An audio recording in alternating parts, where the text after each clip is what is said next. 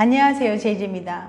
오늘은 연인의 애정 표현을 늘려주는 매우 효과적인 방법에 대해서 말씀드려 볼게요. 그럼 바로 시작할게요.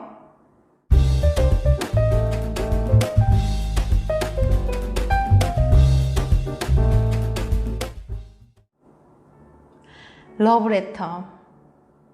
연애 초기에는 누가 시키지 않아도 서로에게 편지도 많이 쓰고 사랑 가득한 쪽지도 여기저기 숨겨놓곤 하죠.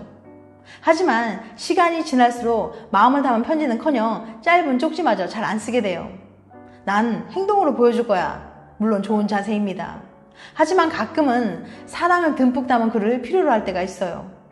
오늘은 사랑이 담긴 편지가 얼마나 중요한지 알려드릴게요. 일기만 썼는데.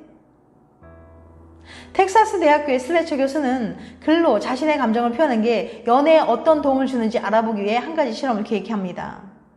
먼저 교수는 연애 중인 86명의 참가자들을 모집했어요. 그리고 일기장을 나눠주면서 3일 동안 일기를 써달라고 했죠. 단 절반의 사람에게는 현재 연애에 대한 생각이나 감정을 꼼꼼하게 쓰라고 했고, 나머지 절반의 사람에게는 그날 있었던 일을 자세히 기록해달라고 했습니다. 3일 뒤 교수는 일기를 돌려받으며 참가자들에게 한 가지 더 부탁했어요. 바로 그동안 연인과 주고받은 문자 메시지도 함께 달라는 거였죠. 교수는 왜 문자 기록까지 수집한 걸까요? 그 이유는 문자 기록을 꼼꼼히 살펴보면 알 수 있답니다. 아주 흥미로운 사실을 발견할 수 있거든요. 현재 연애에 대한 글을 썼던 사람은 평범한 일기를 썼던 사람들에 비해 대화량이나 애정 표현의 양이 훨씬 많았어요. 게다가 더 놀라운 건 3개월 후 교수가 다시 연락을 했을 때 참가자들의 연애 상태였습니다. 3개월 후에 연애 중인 사람의 비율이 연애에 관한 글을 쓴 커플이 77%, 평범한 일기를 쓴 커플이 52%로 나온 거예요. 그러니까 평범한 일기를 썼던 사람들보다는 현재 연애에 관한 일기를 썼던 사람들이 이별 확률이 훨씬 낮았던 거죠. 고작 3일 동안 일기를 쓴 것 뿐인데 어떻게 이런 어마어마한 차이가 난 걸까요? 이 결과에 대해 슬래처 교수는 이렇게 설명합니다. 자신의 감정을 글로 쓰는 건 스트레스를 줄이고 긍정적인 감정을 극대화하는 데 큰 효과가 있습니다. 실제 심리치료에서도 많이 쓰는 방법이에요. 이 실험의 경우에도 커플이 긍정적인 커뮤니케이션을 하는 데 큰 도움을 주었죠. 연애에 관한 글을 썼던 사람들은 자연스럽게 관계에 대해 생각하게 되고 연인과 더 많은 이야기를 나누게 된 겁니다. 말하자면 평소엔 잘 하지 않던 진지한 이야기를 나누고 평소 마음에 담아뒀던 말들을 털어놓을 계기가 생긴 거예요. 솔직하게 생각과 감정을 공유하자 더 깊이 이해하게 된 것은 물론 더 안정적인 연애를 하게 된 거고요. 정말 신기하지 않나요? 혼자 일기를 쓰는 것만으로도 더 오래 연애를 할 수 있다니 연인에게 직접 편지를 쓰면 더 효과가 좋을 거예요. 얼른 펜을 들고 연인에게 사랑이 듬뿍 담긴 편지나 쪽지를 써보는 게 어떨까요? 둘만의 메신저에 짧은 메시지를 남기는 것도 좋고요. 쉽지 않은 연애. 연애 시작하는 것도 어렵지만 오랫동안 행복하게 사귀는 건 더 어려워요. 서로 너무 사랑해서 평생 함께하기로 약속했는데도 세 쌍 중에 한 쌍은 이혼으로 끝맺는 것만 봐도 이게 얼마나 어려운 일인지 알 수 있죠. 오랫동안 행복하게 사랑할 수 있는 방법은 없는 걸까요? 로체스터 대학의 로날드 로게 교수는 야심찬 프로젝트를 시작했습니다. 약혼을 했거나 신혼인 174쌍의 커플들을 무려 3년간 추적해서 이별 확률을 낮출 수 있는 방법을 연구한 거예요. 로게 교수는 참가자들을 세 그룹으로 나눴습니다. 1번 그룹, 커플 3단 프로그램 참가. 첫 번째 그룹은 유명한 심리학 상담 프로그램에 참여했어요.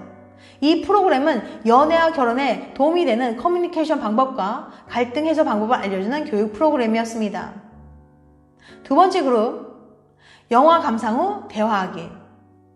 두 번째 그룹은 일주일에 한 번씩 한 달간 목록에서 로맨스 영화를 한 편 골라본 후 그 영화에 나오는 커플의 상황과 갈등에 대해 대화하고 자신들의 관계와 비교하는 시간을 가졌습니다. 세 번째 그룹, 아무것도 하지 않음. 세 번째 그룹은 1, 2번의 그룹 효과를 측정을 하기 위해서 아무것도 하지 않았습니다. 자, 이 실험 이후 3년이 지났습니다. 이 세 그룹의 이별 확률은 어떻게 달라졌을까요? 3년 후 이 커플들이 아직 잘 사귀고 있는지 확인해 본 결과는 다음과 같았습니다. 놀라지 마세요. 3년 뒤 이별 확률 1번 커플 상담 프로그램에 참가한 커플은 13.4%, 2번 영화 감상 후 대화한 커플은 13.3%, 아무것도 안 한 커플은 24.4%로 나온 거예요. 그러니까 커플 상담 프로그램에 참가한 커플과 현실적인 로맨스 영화를 보고 대한 커플은 3년 후 이별 확률이 절반이나 떨어졌던 거죠. 여기서 특히 주목해야 하는 건 바로 2번 그룹이에요. 1번 그룹이야 16시간짜리 커플 상담 프로그램에 참가했으니 그렇다고 치는데, 사실 이런 프로그램에 참가하는 게 현실적으로 부담스럽기도 하고 상대방에게 참가자가 설득하는 것도 쉽진 않죠. 2번 그룹은 그냥 영화를 보고 대화한 것밖에 없는데도 이별 확률이 절반으로 감소했던 거니까요. 로게 교수는 이 현상에 대해서 이렇게 설명합니다.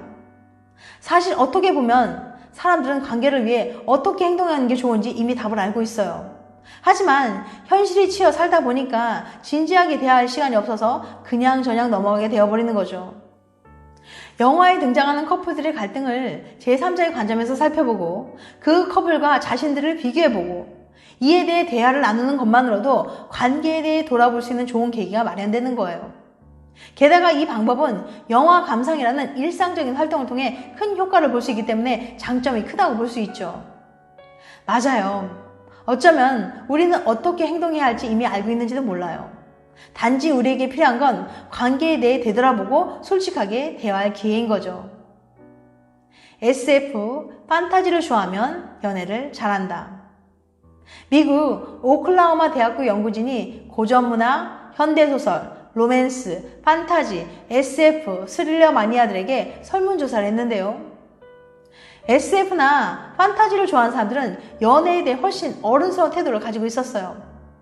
이 두 장르를 좋아하는 사람들은 연애에 대한 환상이 적었고 커플 간 의견이 다를 수 있다, 연인이 변할 수 있다 같은 생각을 가지고 있었거든요. 연구진은 이 현상에 대해서 SF나 판타지 소설을 좋아해서 이런 생각을 하는 게 아니고 현실적인 사고방식을 지닌 사람들이 SF나 판타지 소설을 좋아하는 것으로 보인다고 덧붙였습니다. 애인이 SF나 판타지 덕후라면 그만 보라고 구박하지 말고 오히려 칭찬해줘야 될 것 같네요.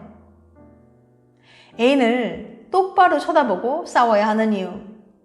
한 심리학 연구팀이 싸워도 이혼하지 않는 부부들의 비밀을 공개했습니다. 무려 6년간 부부들의 싸움을 관찰해서 얻은 결과인데요. 싸워도 이혼하지 않는 부부는 싸울 때 서로 마주볼 확률이 무려 2.5배나 높았습니다. 서로를 마주보고 있는 것 자체가 회피하기나 무시하기 같은 싸움을 악화시키는 행동을 막아주기 때문이라고 해요. 각자 다른 일을 하거나 눈을 맞추지 않은 채로 싸우는 행동이 얼마나 위험한 일인지 이제 아시겠죠? 이참에 연인과 싸울 땐 꼭 서로를 마주본다라는 룰을 정해두는 것도 좋습니다. 지금까지 연인의 애정 표현을 늘려주는 매우 효과적인 방법에 대해서 말씀드렸어요. 다음엔 더 재밌고 유익한 영상을 찾아뵐게요. 끝까지 시청해주셔서 감사합니다. 다음에 또 봬요. 안녕.